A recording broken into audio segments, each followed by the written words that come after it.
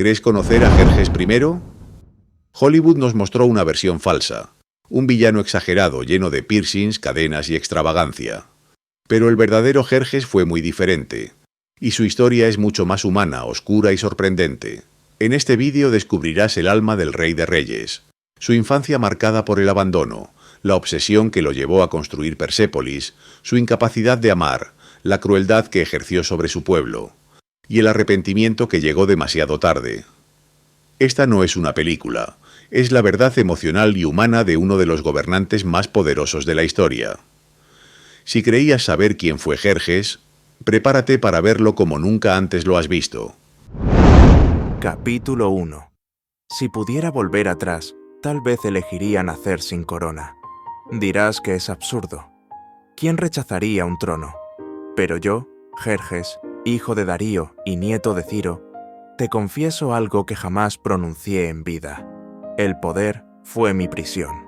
Hoy, desde el otro lado, cuando las columnas de mi palacio proyectan sombras largas y el silencio pesa más que los himnos que una vez me alabaron, me atrevo por primera vez a mirar hacia adentro y hablar con verdad.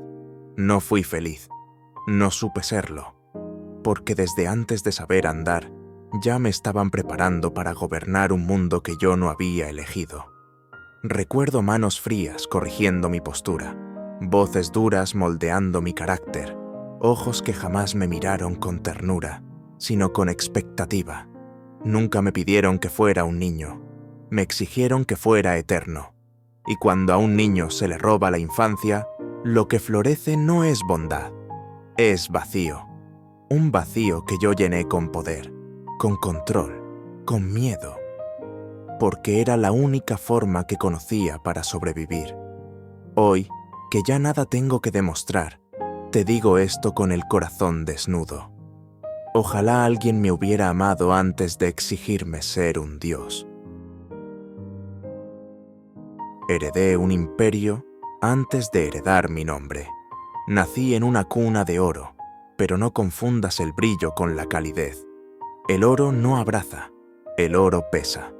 Soy Jerjes, primogénito de Darío I, el gran rey que expandió nuestro imperio hasta donde el sol parecía cansarse de viajar.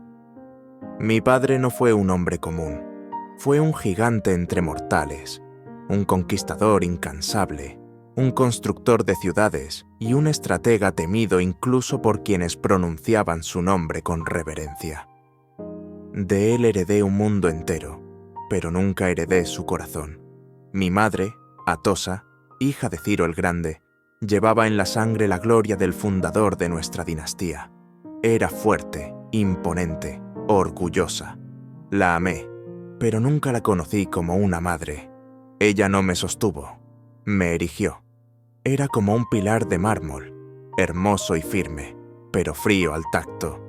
Comprenderás ahora mi condena. Era nieto de Ciro, hijo de Darío. El pueblo no esperaba de mí un reino. Esperaba que yo superara a los hombres que ya habían tocado la inmortalidad. Mi primer recuerdo no es un juego, ni una caricia. Es mi padre señalando un mapa, trazando con su dedo las tierras que aún no eran nuestras, y mirándome con ese silencio que decía más que cualquier palabra: tu vida será continuar donde yo me detenga. No heredé una familia, heredé una misión tan grande que cualquier paso humano quedaba prohibido. Y así comenzó mi existencia, no como hijo, no como niño, sino como la continuación obligada de un legado demasiado pesado para un corazón que apenas empezaba a latir. Nací entre seda, pero nunca me arroparon. Mi vida comenzó rodeada de incienso, oro y celebraciones. Las crónicas cuentan que el día en que vine al mundo, se sacrificaron animales en los templos, se repartió pan entre los pobres y se encendieron antorchas en honor a los dioses. Todos celebraron mi llegada, todos, excepto quienes más necesitaba. No recuerdo los brazos de mi madre, Atosa, sosteniéndome. No porque mi memoria sea frágil, sino porque ese momento nunca existió. Una reina no debía perder tiempo en ternuras. Su deber era pensar en imperios, no en cunas. En mi infancia, la veía más en relieves tallados en piedra que frente a mí. Mi padre, Darío, era aún más distante. Su presencia llenaba salones, pero jamás llenó mi vida. Era un hombre ocupado construyendo un mundo tan vasto que apenas tuvo tiempo de mirar a su propio hijo. Recuerdo su figura majestuosa cruzando los pasillos, escoltado por dignatarios y soldados, y yo observándolo desde la distancia, preguntándome si alguna vez me dedicaría una sonrisa que no fuera ceremonial. En lugar de crecer entre los brazos de mis padres, fui entregado a nodrizas, tutores y preceptores. Mujeres que me alimentaban, sí, pero no me abrazaban. Maestros que me enseñaban a leer, a montar, a memorizar linajes y leyes, pero jamás me dijeron: «Estoy orgulloso de ti». Aprendí a caminar en pisos de mármol, bajo techos altos, en palacios donde hasta las columnas parecían observarme. Pero en ninguno de esos salones encontré calor. El palacio era grande, demasiado grande para un niño pequeño buscando un regazo donde descansar. A veces, por las noches, deseaba escuchar una nana o sentir una mano acariciar mi cabello. En su lugar, escuchaba los pasos de guardias y el murmullo de consejeros discutiendo sobre tierras, tributos y conquistas. Nací entre seda, perfumes y cantos, pero nadie me enseñó lo que era ser amado. Y cuando un niño no conoce el amor, no aprende a darlo, solo aprende a merecer, nunca a sentirse querido. Ahora, mirando hacia atrás, comprendo que antes de aprender a hablar, ya había aprendido a estar solo. Y la soledad, cuando se impone tan temprano, se convierte en un reino del que es difícil escapar. El día en que aprendí que sentir era una debilidad. De todos mis recuerdos de infancia, hay uno que nunca pude arrancar de mi alma. No sé por qué los dioses permiten que ciertas imágenes se queden grabadas, pero esta fue la semilla de mi sombra. Tendría unos 6 años. Era una tarde cálida en Susa, y yo jugaba en los jardines del palacio con un pequeño halcón que me habían regalado. Era la primera vez que sentí afecto por algo vivo. Lo llamé Sorush, el mensajero, porque cuando abría sus alas, parecía llevar luz consigo. Recuerdo haber reído. Una risa limpia, sincera, la única que puedo recordar de mi niñez. Pero la felicidad duró poco. Mi tutor, Artabano, se acercó con paso firme.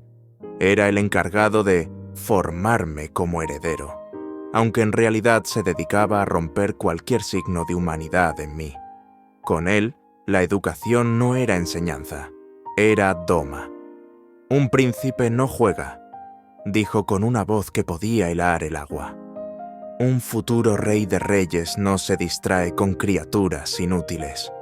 Yo, aún con el halcón en mis manos, intenté defenderlo con la inocencia de un niño. Pero lo quiero. No olvidaré jamás lo que ocurrió. Artabano me arrebató al ave de entre los brazos, el sonido del halcón agitándose, confundido, aterrorizado, y luego el silencio. No lo mató, al menos no con sus manos. Lo liberó en el aire, muy alto, demasiado alto para un halcón tan joven. El pequeño Sorush batió sus alas con desesperación, pero no estaba preparado para volar tan lejos. Lo vimos caer. Yo sentí el corazón desgarrarse. Quise llorar. Me ardían los ojos. Pero entonces escuché las palabras que sellaron mi destino. Si lloras, demostrarás debilidad, y un débil no merece la corona.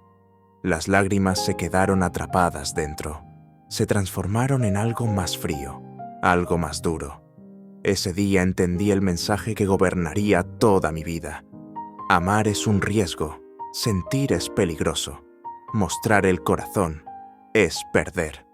Por eso, con el tiempo, aprendí a no sentir, a no amar, a no temblar, porque me enseñaron que el mundo no tenía lugar para un rey con alma de niño.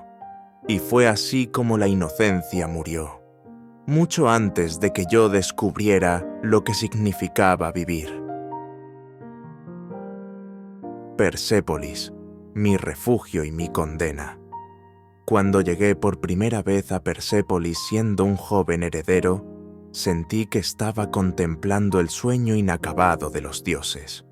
Las columnas se alzaban hacia el cielo como gigantes eternos. Las escalinatas parecían fluir como ríos de piedra, y el aire olía a cedro, incienso y esperanza. Mi padre, Darío, había iniciado aquella obra con un propósito claro: crear una ciudad que no fuera solo un palacio, sino un símbolo de la inmortalidad persa, un lugar donde cada piedra contara nuestra gloria. Yo observaba a los artesanos trabajar bajo el sol ardiente, trazando relieves que narraban victorias, ceremonias y tributos de pueblos lejanos.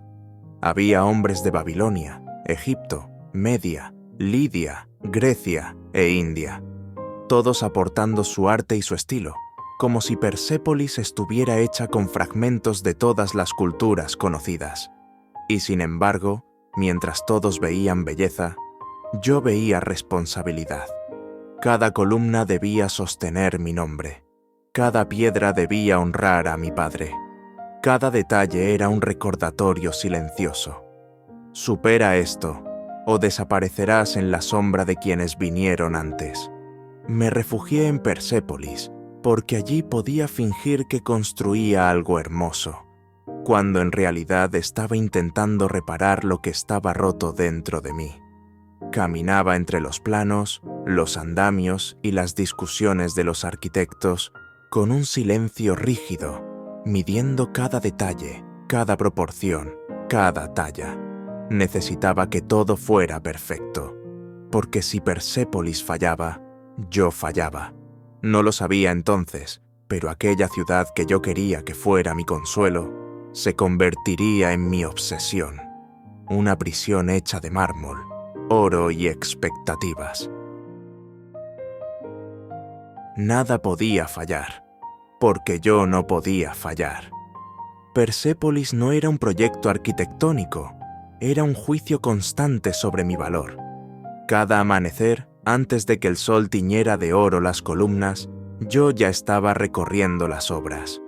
Los artesanos se inclinaban a mi paso, pero no por respeto, sino por temor. Aprendí a ocultar mis inseguridades tras una máscara de firmeza. Me dijeron que un rey debía ser como la piedra, inquebrantable. Así que me volví piedra, fría, dura y silenciosa. Recuerdo un día en particular que aún me persigue. Un joven artesano meda había tallado un relieve para la escalera de acceso al palacio. Era hermoso, lleno de detalles, con soldados llevando ofrendas al rey. A ojos de cualquiera, era una obra espléndida, pero yo no vi su belleza. Vi un fallo, una línea, apenas un trazo, estaba desalineada. El artesano temblaba mientras yo examinaba la piedra. Él esperaba honra. Yo solo sentía un latido acelerado en mi pecho, ese viejo miedo clavándose otra vez. Si esto no es perfecto, yo no soy suficiente. No levanté la voz, no hice escándalo.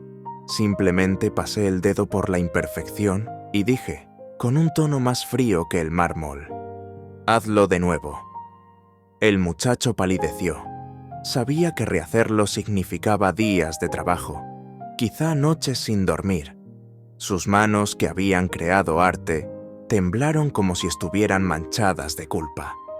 Vi en sus ojos la herida, y algo dentro de mí quiso decir: no importa, es hermoso. Pero la voz de mi padre resonó más fuerte en mi mente. Un rey no permite errores. Y así, el relieve fue destruido y vuelto a empezar desde cero. No lo hice por crueldad, lo hice porque así me educaron, porque creía que la perfección era la única forma de ganar un pedazo de amor, de respeto, de memoria eterna. Pero hoy sé la verdad. No buscaba perfección en la piedra, la buscaba en mí, y nunca la encontré.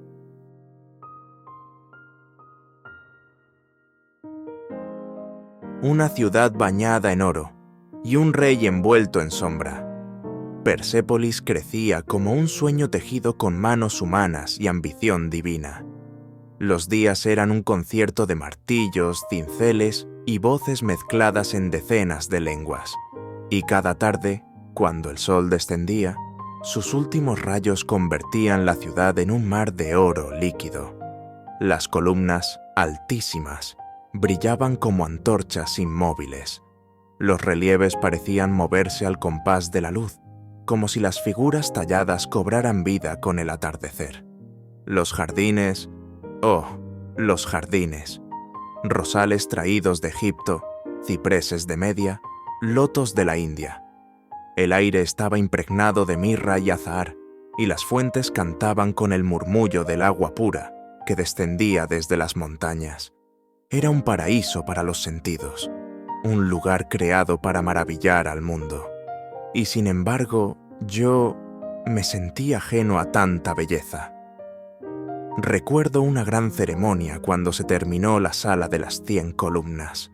Miles de lámparas de aceite iluminaban la noche. Las sombras danzaban sobre los muros mientras los músicos tocaban el tambor persa y la lira. Los nobles reían, brindaban con vino y alababan mi nombre. A mi alrededor, Persépolis vibraba de vida, pero dentro de mí solo había silencio. Me hallaba sentado en el trono elevado, viendo a todos celebrar, y sentí, por primera vez con claridad, que yo era el único en aquella ciudad que no pertenecía a ninguna parte. Los rostros iluminados, los colores, los cánticos, todo parecía distante, como si lo observara a través de un velo. Mi corazón no sabía unirse a la fiesta. En vez de alegría, sentí un vacío profundo, una grieta que ni 1000 columnas podrían sostener. Mientras la multitud aclamaba mi nombre, yo me pregunté en silencio, ¿cuántos palacios hay que construir para llenar una soledad como esta? Persépolis era esplendor, pero yo era sombra. Cuanto más crecía la ciudad, más pequeño me sentía yo. Persépolis estaba completa, brillaba como un sueño hecho piedra, un milagro construido con manos humanas. Era el orgullo del imperio, la joya que todos admiraban. Decían que ningún rey había creado nada igual. Y sin embargo, nunca me sentí más vacío que entonces. Cada palacio terminado, cada columna erguida, cada sala decorada con oro y lapislázuli, no me dio paz. Al contrario, me recordó que todo aquello existía para ocultar mi propio fracaso como ser humano. Miraba las paredes que contaban historias de grandeza y me preguntaba dónde estaba la mía. Había dedicado mi vida a construir una ciudad eterna, pero no supe construir siquiera un vínculo verdadero con nadie. No tenía amigos, no tenía amor, no tenía hogar, solo tenía muros, y el eco de mi propio nombre repitiéndose como un recordatorio de lo que debía ser, pero nunca fui. A veces recorría los pasillos de noche, cuando todos dormían, descalzo, silencioso, intentando escuchar algo distinto al vacío que cargaba dentro. Pasaba mi mano por las columnas frías y me preguntaba si algún día alguien las tocaría con cariño. No por obligación, no por reverencia, sino con amor. Yo jamás conocí esa clase de contacto. El mundo vio en mí un rey poderoso, pero yo solo veía a un niño perdido que jamás pudo crecer, atrapado en un cuerpo que llevaba una corona demasiado pesada. Hoy puedo decirlo sin máscaras. Construí Persépolis para ser recordado, porque temía que, sin ella, nadie recordara que yo existí. Y ahora lo veo con claridad cruel. Los reyes que buscan la eternidad son los que en realidad tienen miedo de no haber sido nada. Dormía rodeado de cuerpos, pero jamás conocí un abrazo. Si alguien hubiera mirado mi vida desde fuera, habría dicho que lo tenía todo. Un palacio magnífico, riquezas sin medida, sirvientes que atendían cada gesto y mujeres dispuestas a complacer cualquier capricho del rey. Pero la verdad que nunca conté es esta. Yo estaba rodeado de cuerpos, pero terriblemente solo. Mi esposa, Amestris, me fue entregada como se entrega un tesoro al templo, por conveniencia, por política, por poder. No hubo elección, ni encuentro, ni destino. Solo dos nombres unidos para fortalecer un trono. Era una mujer de carácter firme, con la mirada de quien sabe ocultar sentimientos detrás de acero. Quizá ella también fue educada para no amar. Quizá su corazón estaba tan encerrado como el mío. Nunca lo supe. Compartíamos techo, mesa y deberes, pero nunca compartimos el alma. Nos hablábamos con la corrección de dos estatuas colocadas lado a lado, juntas, pero sin tocarse jamás. Y aunque el palacio estaba lleno de concubinas, perfumes y sedas, ninguna de ellas logró llenar el vacío que me habitaba. Sus risas eran ecos fugaces, sus caricias, momentos que se apagaban antes de encender algo verdadero. Había noches, muchas, en las que me encontraba en el lecho real, con una o varias mujeres a mi lado, y aún así sentía un frío que no venía del cuerpo, sino del alma. Un frío que no se combate con piel, sino con amor. Y ese yo no lo conocí. Durante años creí que la cercanía física era lo mismo que el afecto, que el deseo podía reemplazar al cariño, que dominar era amar. Hoy sé que estaba equivocado. Nunca supe tomar una mano con ternura. Nunca supe decir, quédate, sin que sonara como una orden. Nunca supe amar, porque nadie me enseñó cómo se hacía. Y cuando el corazón no aprende a amar, se endurece, se vuelve muro. Y un muro no abraza, solo separa. El día que pude amar, y no supe cómo. Hubo una noche que nunca olvidé, no por lo que ocurrió, sino por lo que no fui capaz de hacer. Amestris acababa de dar a luz a uno de nuestros hijos. El palacio estaba silencioso, como si los dioses hubieran detenido el mundo para honrar el momento. Las lámparas de aceite iluminaban la habitación con una luz suave, casi cálida. Ella estaba recostada, agotada, con el rostro pálido pero sereno. Por primera vez desde que la conocí, no llevaba la corona invisible del deber ni el escudo de la reina. Era solo una mujer, vulnerable, humana. Yo entré en la estancia y los sirvientes se retiraron. Nos quedamos solos. El bebé dormía junto a ella, envuelto en telas finas. Amestris levantó la mirada, no con frialdad, sino con una suavidad que nunca le había visto. «Míralo, Jerjes», susurró, casi temiendo romper el silencio. «Nuestro hijo». Se hizo un espacio a su lado, una invitación silenciosa para que me acercara. Era un gesto pequeño, pero profundo. Un gesto que decía, podemos compartir esto, juntos. Yo di un paso, solo uno, y allí me quedé. Sentí que mi pecho se abría, como si mi corazón quisiera avanzar, sentarse junto a ella, tocar al niño, sentir, amar. Pero entonces, sin aviso, llegó el miedo. Ese miedo antiguo, clavado en mí desde la infancia. Si te muestras tierno, serás débil. Un reino se quiebra. Mi cuerpo se congeló. Las palabras no salieron. Mis manos que querían tocar a mi hijo permanecieron inmóviles. Amestris bajó la mirada. No dijo nada, pero lo entendió. Entendió que yo estaba allí, y al mismo tiempo, muy lejos. El bebé soltó un pequeño suspiro al dormir, y ese sonido, tan puro, me atravesó. Era un llamado, uno que yo no supe responder. Después de un rato que pareció eterno, Dije lo único que pude decir, con una voz que no era la de un hombre, sino la de un rey atrapado en su armadura. Que los dioses lo protejan. Y me fui. Al cerrar la puerta, escuché el leve sollozo de Amestris. No era un llanto de mujer despechada, era el llanto de alguien que había intentado tender un puente y había visto cómo se derrumbaba. Aquel día pude amar. Pude empezar a ser diferente, pero no supe cómo. Y en la vida, a veces, un solo momento no vivido cambia todo lo que viene después. Repetí con mis hijos lo que hicieron conmigo. Si algo me pesa más que mis errores como rey, son mis errores como padre.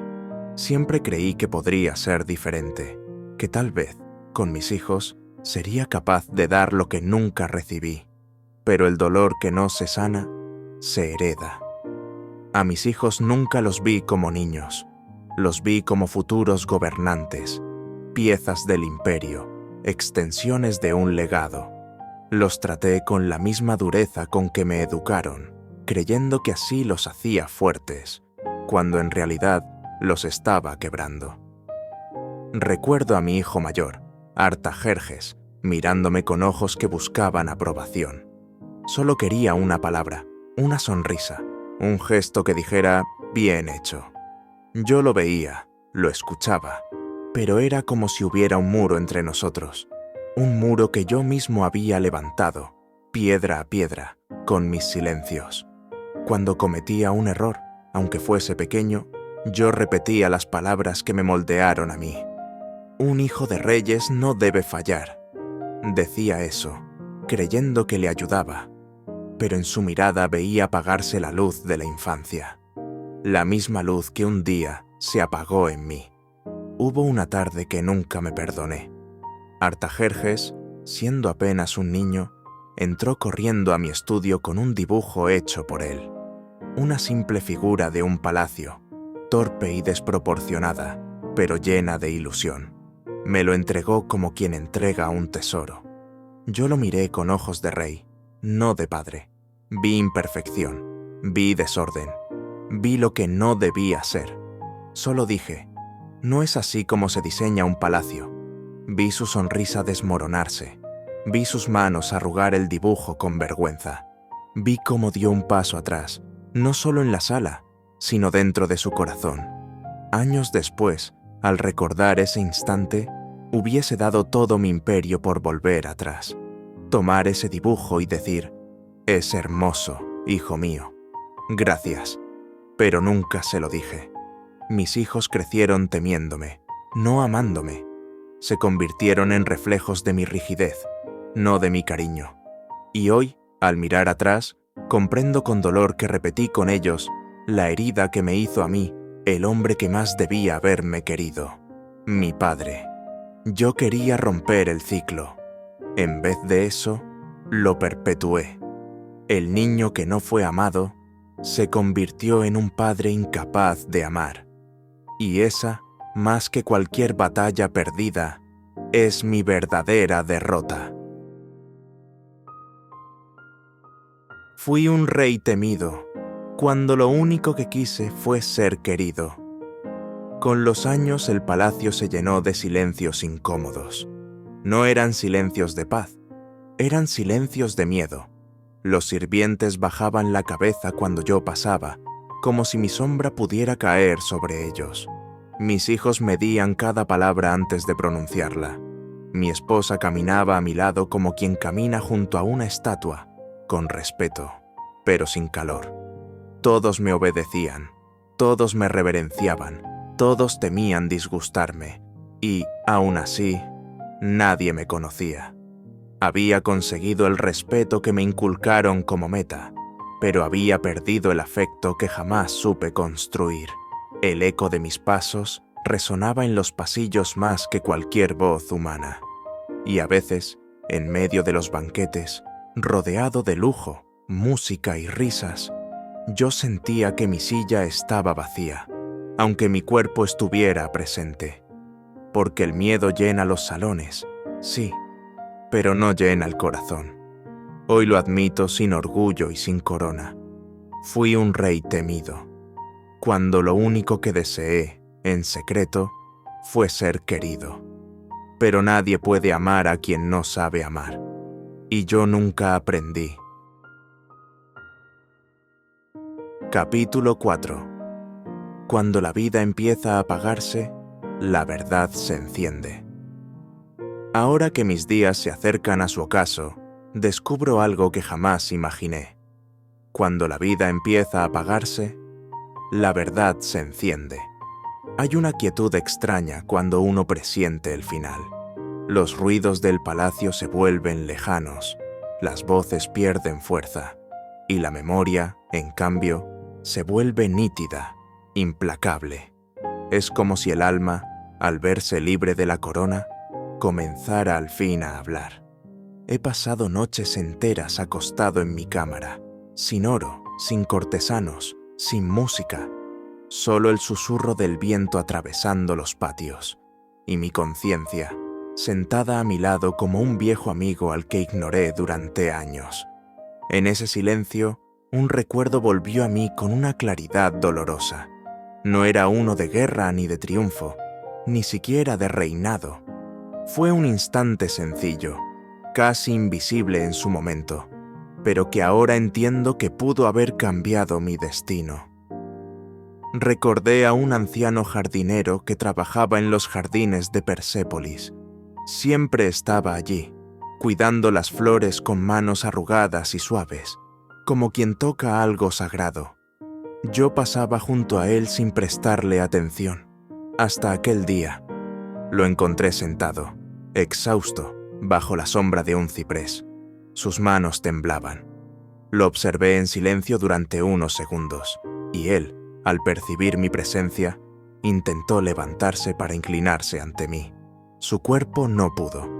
«No se esfuerce», le dije, con frialdad, casi por costumbre.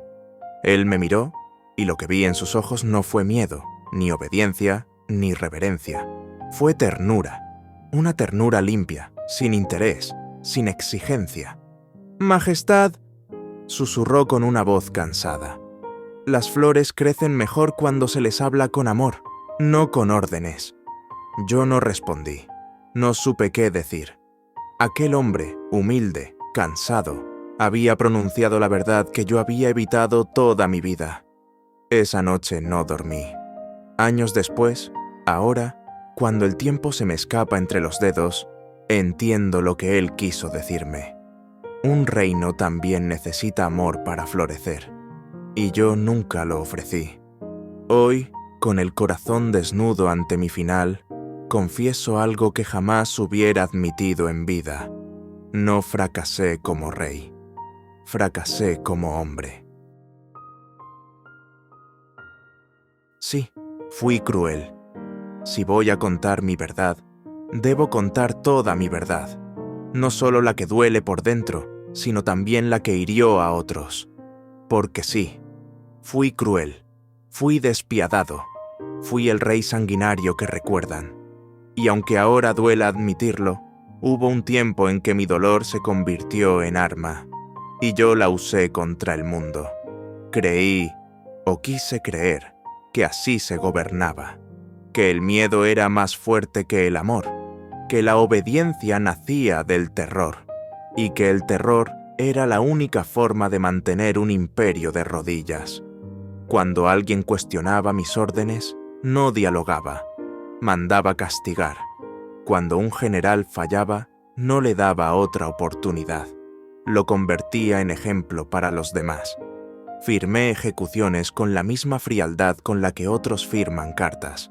Ordené mutilaciones, decapitaciones, destierros, y no temblé.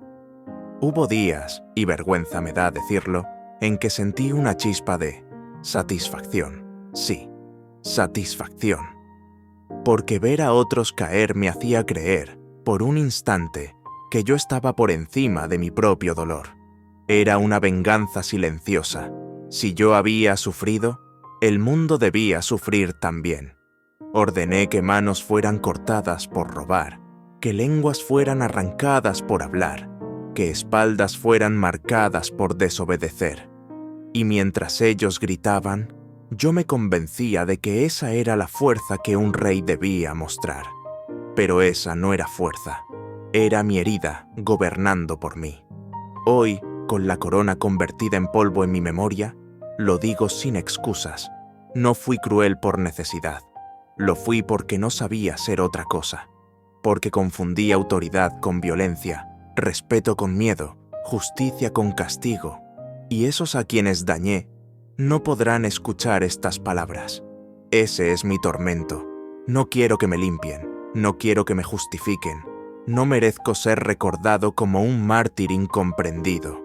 Fui malo, fui dañino, fui oscuro. Y si mis manos hubieran aprendido a abrazar cuando aún estaban limpias, tal vez nunca se habrían manchado de sangre. Mi arrepentimiento a los míos y al cielo.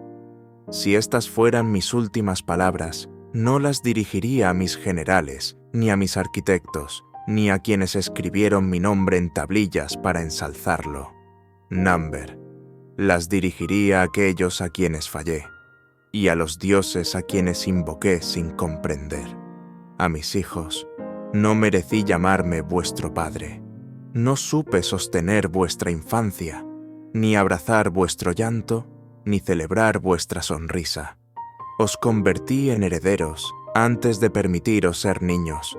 No enseñé amor, solo obediencia. Y hoy, desde lo más profundo de mi alma cansada, os digo, perdonadme, no por ser rey, sino por no haber sido vuestro padre. Amestris, no sé si alguna vez me amaste.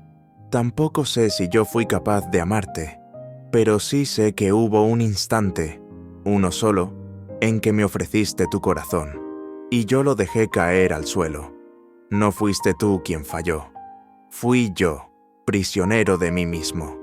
Si algún día tus pensamientos rozan mi nombre, ojalá recuerdes no al rey, sino al hombre que no supo amar, aunque lo anheló en silencio. Lo siento. A los inocentes que sufrieron por mis órdenes, a quienes perdieron manos por robar pan, lenguas por hablar, vidas por desobedecer. No tengo palabras que reparen el daño. No existe línea en este mundo que pueda borrar vuestra sangre. Solo puedo ofrecer lo único que me queda, mi vergüenza. Y al cielo, a Ahura Mazda, a los dioses que invoqué como excusa para mis decisiones. Hoy no vengo con ofrendas, ni incienso, ni rituales. Vengo sin corona, sin oro, sin títulos.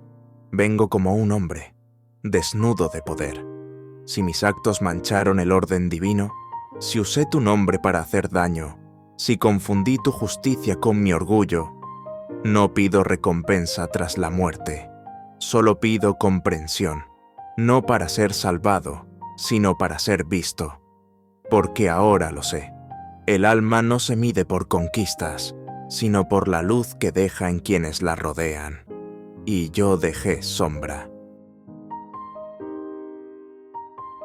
Confundí gloria con victoria. De todas mis decisiones, hay una que pesa como hierro quemando mi conciencia. Convertí la guerra en refugio. Desde joven me enseñaron que un rey debía expandir sus fronteras, conquistar territorios, someter pueblos. Que la grandeza de un imperio se medía por el tamaño del mapa, aunque eso significara teñirlo de sangre. Y yo obedecí. Llevé ejércitos a tierras lejanas. Crucé montañas, mares y desiertos. Sembré fuego donde otros cultivaban vida. Las trompetas sonaban antes de la batalla. Los soldados gritaban mi nombre. Las lanzas brillaban bajo el sol. Y por un momento, muy breve, sentía poder. Un poder que no era más que una venda sobre mi herida. Pero la gloria es traicionera. Dura lo que dura el eco del triunfo. Al día siguiente, cuando el humo se disipa y los cuerpos yacen en el suelo, el silencio te obliga a mirar lo que en verdad has hecho. Creí que las victorias llenarían mi vacío, que conquistar más tierras curaría lo que nadie había curado en mí, que si el mundo se inclinaba ante mí, mi alma dejaría de temblar. pero estaba equivocado. Con cada territorio tomado, perdía un pedazo de mí. Con cada enemigo vencido, crecía mi soledad. Y cuando regresaba a mi palacio, rodeado de aplausos y oro, descubría que ninguna ovación podía tapar el sonido que más temía, el silencio de mi conciencia. Hoy puedo decirlo sin adornos: la guerra no me dio gloria, solo me dejó vacío. No conquisté el mundo, me perdí en él. Y al fin entendí. Ahora el aire me cuesta. Cada respiración pesa como piedra mojada. Pero dentro, por primera vez en mi vida, hay silencio sin miedo. El viento que entra por los patios del palacio suena como una plegaria. Quizás sean los dioses, o quizás solo el mundo, que sigue girando sin mí. He pasado toda mi existencia queriendo dejar huella, y ahora comprendo que toda huella es polvo cuando no nace del amor. Veo Persépolis a lo lejos, bajo el sol del crepúsculo. Sus columnas se tiñen de rojo, como si el cielo me recordara la sangre que derramé para levantarla. Y, sin embargo, entre esas sombras, veo también la belleza que quise crear, el intento, torpe, humano, de construir algo eterno. Quizá eso sea la redención, no borrar el daño, sino reconocerlo hasta que duela, y aún así, seguir mirando hacia la luz. No soy un santo, no merezco templos ni cantos. Fui un hombre lleno de heridas que aprendió demasiado tarde a sentir. Pero al menos hoy, desde el otro lado, ya no me escondo de mí mismo. Y mientras la oscuridad se cierne, murmuro una última oración, no a los dioses de Persia, sino al silencio que me acompaña. Si algún día otro niño nace en un trono, que alguien lo abrace antes de ponerle una corona. Tal vez así el mundo sea un poco menos cruel. Cierro los ojos, y por primera vez no tengo miedo. No hay ejércitos, ni poder, ni gloria. Solo una calma suave, como si el universo, cansado de mi soberbia, me tendiera la mano. Y al fin, entendí. Epílogo histórico. ¿Quién fue Jerjes I en realidad? Jerjes I, conocido como Jerjes el Grande, nació alrededor del 519 a.C. en Persia, en el seno de la dinastía aqueménida. Era hijo del rey Darío I y de Atosa, hija de Ciro el Grande, fundador del imperio persa. Por su linaje heredó uno de los imperios más vastos del mundo antiguo.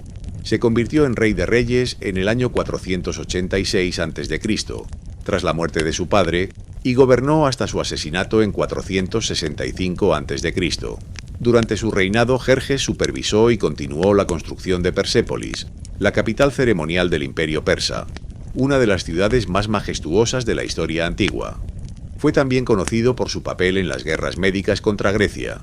En el año 480 a.C., invadió territorio griego con un enorme ejército. Ganó la batalla de las Termópilas, pero fue derrotado posteriormente en Salamina y Platea, lo que frenó la expansión persa hacia Occidente. Jerjes se casó con Amestris, hija de un noble persa.